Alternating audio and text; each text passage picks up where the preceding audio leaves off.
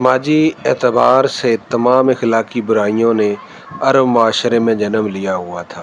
جنگجوئی، انتقام پسندی، سفاکی اور خون ریزی عربوں کی فطرت میں داخل ہو چکی تھی۔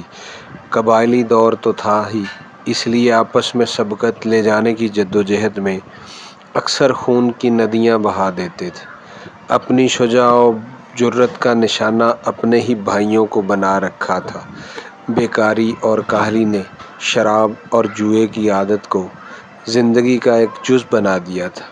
انسانی حقوق کے لیے کوئی قانون نہ تھا۔ عورتوں کو انتہائی ذلت کی نگاہ سے دیکھتے تھے۔ بعض قبائل میں دختر کشی کی رسم عام تھی، یعنی بیٹیوں کو پیدا ہوتے ہی زندہ دفن کر دیتے تھے، کیونکہ بیٹی کو ذلت سمجھتے تھے۔ عورتوں کو انتہائی ذلت کی نگاہ سے دیکھتے تھے، اس لیے اس ذلت کو برداشت کرنے سے قبل ہی زندہ دفن کر دیتے تھے۔ شادیوں کی کوئی قید نہ تھی، ایک مرد جتنی چاہے شادیاں کر لیتا، کیونکہ زمانہ جاہلیت میں کئی بیویاں رکھنا بھی ایک معروف بات تھی۔ لوگ دو بہنیں بھی بیک وقت نکاح میں رکھ لیتے تھے۔ بعض اوقات سوتیلا بیٹا بھی باپ کے مرنے کے بعد اس کی منکوحہ سے شادی رچا لیتا تھا۔ شوہر کے مرنے کے بعد عورت معاشرے میں اتنی ذلیل ہو جاتی تھی کہ وہ شوہر کے ساتھ چتا کی آگ میں جل کر مرنے کو ترجیح دیتی تھی۔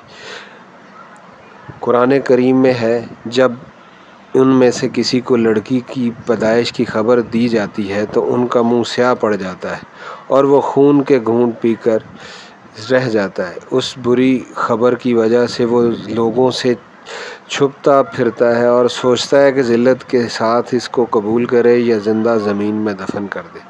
لیکن کبھی کبھی عورتوں کے لیے تلواریں بھی نکل جاتی تھیں اور بڑی خون ریزی ہوتی تھی۔ اس کے علاوہ شراب نوشی، جوا کھیلنا، سودی کاروبار، لوٹ مار و ڈاکہ ان کی عادت کا ایک حصہ بن چکی تھی۔ ان عادات کو خود سے الگ کرنا ان کے انتہائی مشکل بلکہ ناممکن ہو گیا تھا۔